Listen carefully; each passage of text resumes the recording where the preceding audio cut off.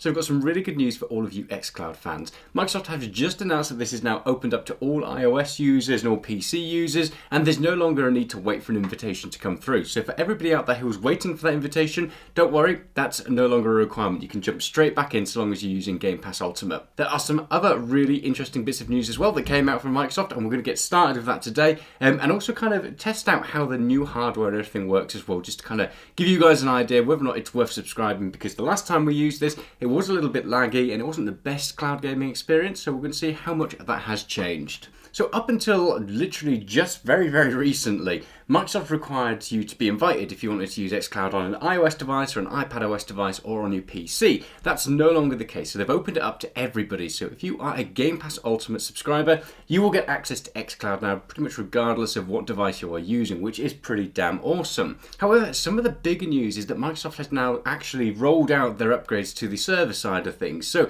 beforehand they were using older hardware, so it was the older Xbox One series. However, now that cloud gaming side of things is powered by Xbox Series X hardware. So apparently that should improve the load times, which is something that we've really kind of hated about it previously, and it should also improve things like the graphics quality and things like the input lag as well. So we're really excited to see how much that has changed. Now we haven't used it yet since they rolled out these upgrades, so we're going to be really interested to see what that's like. We'll do a screen recording of the iPad as well, just to give you a bit more of a fine detail focus on it, and we'll also have the camera focusing on it, just kind of get my impressions and stuff like that. So all in all, it was an upgrade that we knew was coming, but now it's here. It's really exciting. And also Microsoft has certified their very first cloud gaming controller, which is the Backbone One. Now currently, if you are in the US and you buy this, you'll also get 3 months free subscription to Xbox Ultimate, so it actually works out as a pretty good deal. Doesn't seem to be any other deals in the UK, which is a bit of a shame, but it's definitely worthwhile keeping your eyes open if you're after getting a controller to use with your iPhone or your Android device,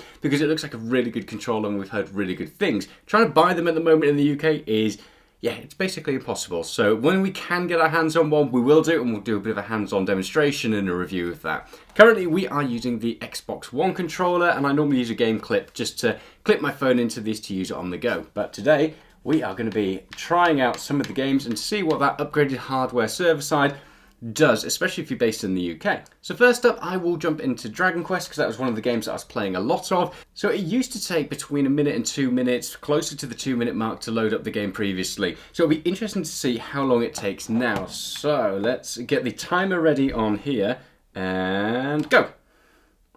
Let's see how long this takes. So, oh, okay. Wow. Yeah, that was a hell of a lot faster. That was done in just shy of 6 seconds to actually get into the game, which is, wow, that's crazy impressive. Okay, yeah, there we go, and we are in the game. So that has loaded the game up. It has synced my cloud save data as well, and we are ready to go. That's crazy impressive, considering, like I said beforehand, it used to take me up to 2 minutes to actually get this game loaded, and it was really painful. Wow, okay. Yep, so we can definitely say with absolute certainty that that server-side upgrade has made a monumental difference. So, going to get an idea now of some gameplay updates and see whether or not that looks any better or feels any better playing it. With our first impressions of xCloud, we found that there's a great library and things looked good and it didn't look necessarily bad, but the latency was just relatively poor in comparison to like NVIDIA GeForce Now or Google Stadia.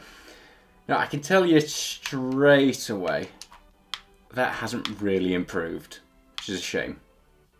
Now, I am upstairs, and my router is downstairs, so bear that in mind when I'm playing this. However, on other cloud gaming platforms, it's not really an issue. I will say that the graphics and the quality looks better. So overall, beforehand, I was getting a lot of artifacting, and it was just constantly blurring, and you could tell that it was being streamed. This looks a lot closer to what's actually being played on the device rather than streamed to the device, so that's a massive improvement. Just a shame that it's still relatively laggy, I guess, to input. Like when I'm turning there, for example, it's a couple of dropped frames and it's not that responsive.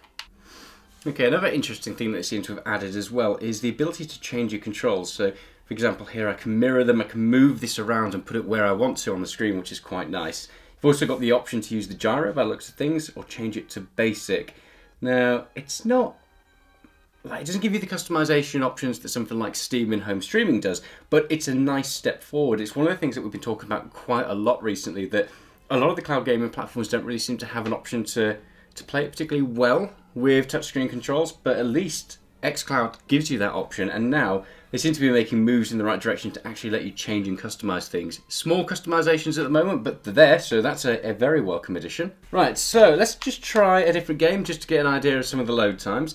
We can see the latency hasn't improved massively or if at all, but the graphics quality definitely looks better. Load times were a lot better as well, so bear that in mind.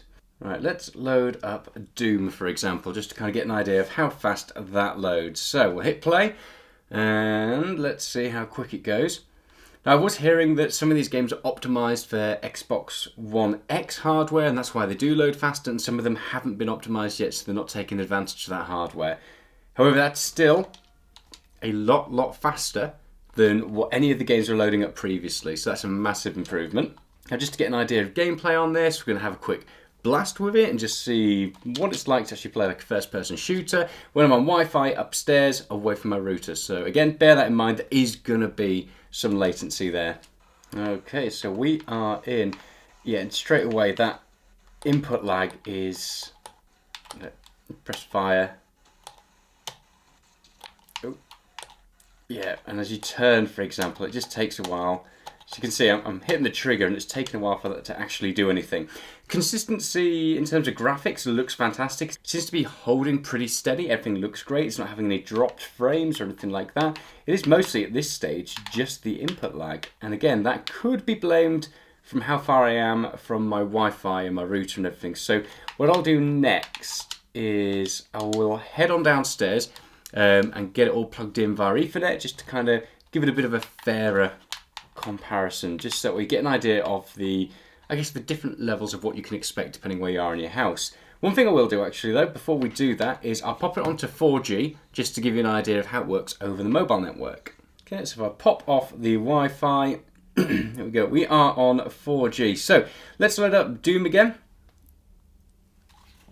and see how much of a difference it makes when we play over a mobile network rather than having to kind of stream it to my Wi-Fi.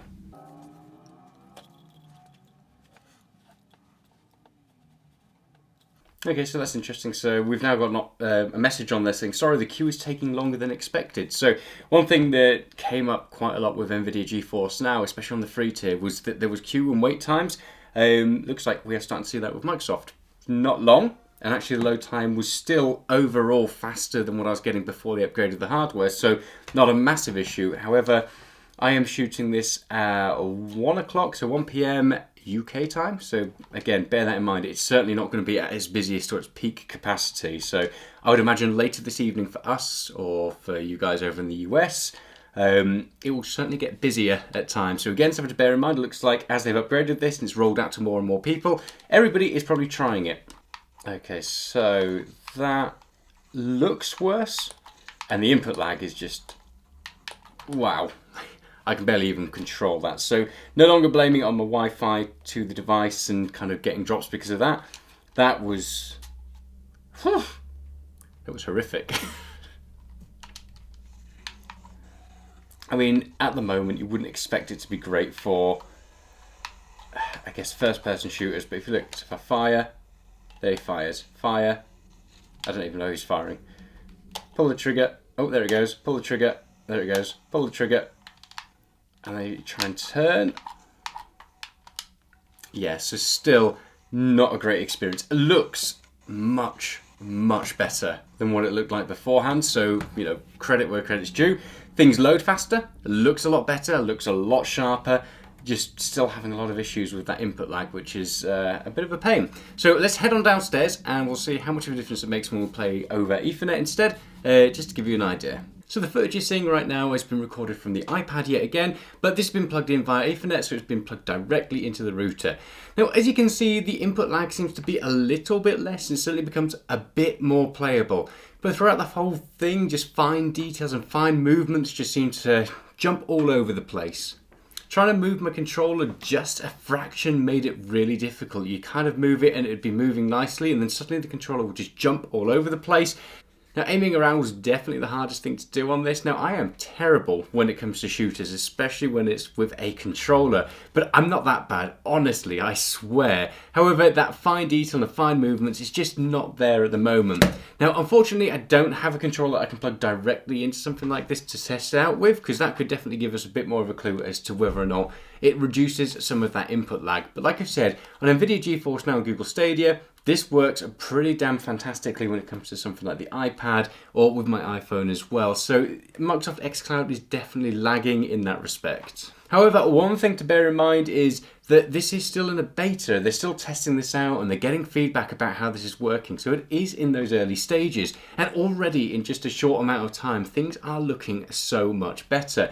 We've now got it so it's available for everybody. So if you want to get in on the action, then you can do. It looks so much better on the Xbox Series X hardware, and the load times, my God, they've improved massively. Literally, like I said, we're waiting between a minute to 2 minutes, and now most games are loading within like 10 seconds, so that is a huge improvement. So Microsoft are making steps to go in the right direction when it comes to their cloud gaming. It still seems to be in a pretty solid third place in terms of our setup and our experience with it. However, it is getting closer and closer and closer. The last thing they just need to do is improve that input lag and some of the lag spikes we see when we're playing those games. If they can nail that down, then this is definitely going to rival NVIDIA GeForce Now and Stadia in terms of quality, and given the massive library of games that's available through Xbox Gamepass, well, it's probably going to be one of the top game streaming services going forward.